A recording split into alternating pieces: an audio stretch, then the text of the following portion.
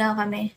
Ang sabi niya, may mga sinasabi siya sa family ko na parang, ilang taon ka na po, 20. Na parang ang sinasabi niya is pino-point niya sa mga tropa niya para mapa-boost niya yung ego niya is, "Hi Zero!" Is sinasabi niya na nanghihiram daw kami sa kanya ng mga sasakyan, yung sasakyan. Kasi sila guys, laking ano sila, hi Zephyr, laking rich kid ba? I mean, na-spoiled sila sa family nila. Ganon. Sa parents nila, ganon. Tapos kami, napagdaanan ko yung hirap. Alam namin yung hirap. Yes, hindi kami super yaman, pero hindi mo kami kailangan i-down ng ganon. Like, sasabihin mo sa amin na nanghihiram kami sa inyo ng sasakyan. That's not true, bro. Hindi nga namin tinanong, like, kung pwede ba yung sasakyan nyo ng ganyan-ganyan. Like, may sarili din kami sasakyan, OH. Ba't naman namin hi Toto, best friend. Ba't naman namin hihiramin yung sasakyan nyo kung meron kami? Yung mga ganong bagay ba? Tapos sinasabi niya pa sa mga kaibigan niya na yung kuya ko daw is nanghihiram siya ng mga damit niya, ganto ganyan. Pa-follow back. Ay, mag-friend talaga tayo, Toto. May ano, yung manghihiram daw yung kuya ko sa kanya ng damit, ganito.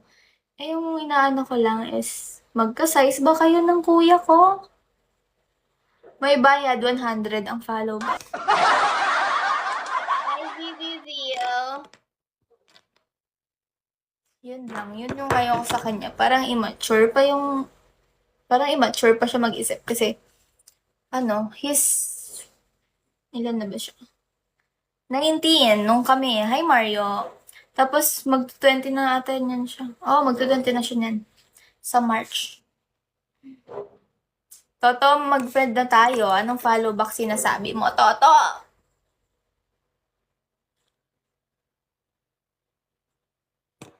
Ayun, ano pa sasabihin ko? May idol pala ako sa'yo. Anong idol? Hi, Night Stalker. Hoy, Night Stalker, ba't nandito ka? Umaga pa, oh. Hi, Raymart. Hi, Carl. Yan yung yan yung kwento ng aking pag-ibig. Kaya ako'y, edad. Oo. Sai, hello. Si Sai, di niya narinig lahat ng kwento. Gusto mo bang marinig? Yan, kaya yun din yung factor. Ba't hirap ako magtiwala ngayon sa mga lalaki? Like, friends is enough para sa akin. Ngayon, bukas. Huwag naman sana magpakailanman. Gusto ko pa naman mag-asawa, OH. Oo pa, please ay, story time yan. Oo, papatulugin ko kayo. Kwentong pambata. Yun, guys. Kaya wag na kayo magtatanong sa akin kung gusto ko magjowa ngayon. Hindi po. At wag niyo na itanong kung may jowa ako. Kasi wala nga akong tiwala sa mga lalaki. Man-hater. Sensya na. Di ko nila lahat. May mga kaibigan din akong lalaki. Tsaka para sa akin kasi, mga friend ko pa lang na lalaki, like, nagka-issue na ako na malapit ako sa mga lalaki. Pero may mga babae din ako friends. May dalawa kasi ako friends na lalaki sila. Like, parang yun yung ginagawa kong way para matanggal yung pagka-man-hater ko kasi sila yung ginagawa kong standard. Isipin mo ha, sila kapag matino pa ako sa matino. O, sige, sige. Sila yung ginagawa kong standard kasi nung Valentine's. Look what tingnan mo anong binigay nila sa akin.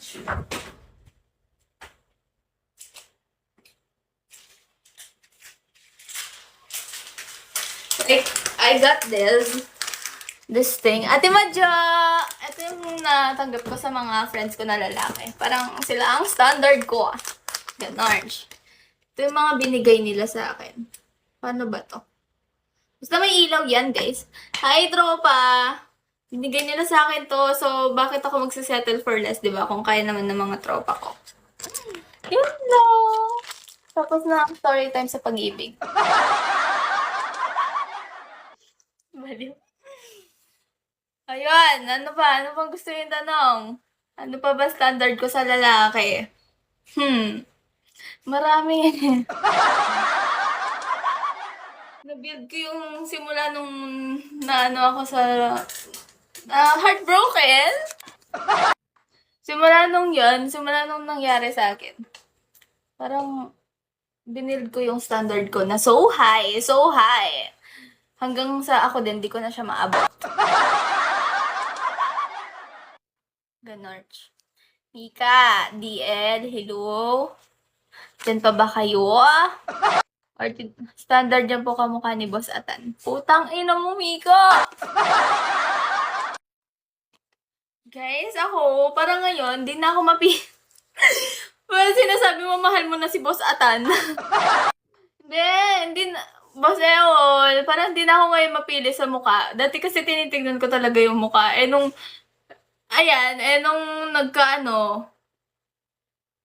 kasi may mukha din naman yung ex ko.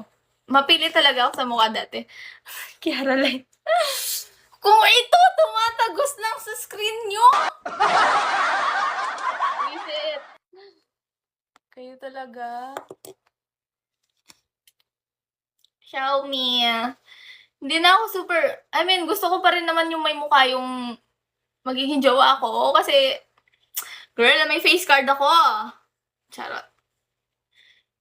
Kaso, guys, parang ngayon, mas inuuna ko tinitignan sa lalaki is kung paano siya in relationship, ganun. If okay ba siya. Ako kasi, aaminin ko sa inyo, date to marry akong tao. Umabot ka kami ng 3 years, kahit niloloko na ako, tinitiis ko lahat-lahat. Hindi, kasi, mahirap nga ako mag-let go eh. Pasensya na ha, pasensya na. Yun yung wino-work ko ngayon sa sarili ko. Like, if hindi na ako kung hindi ko na na-feel na may pag muna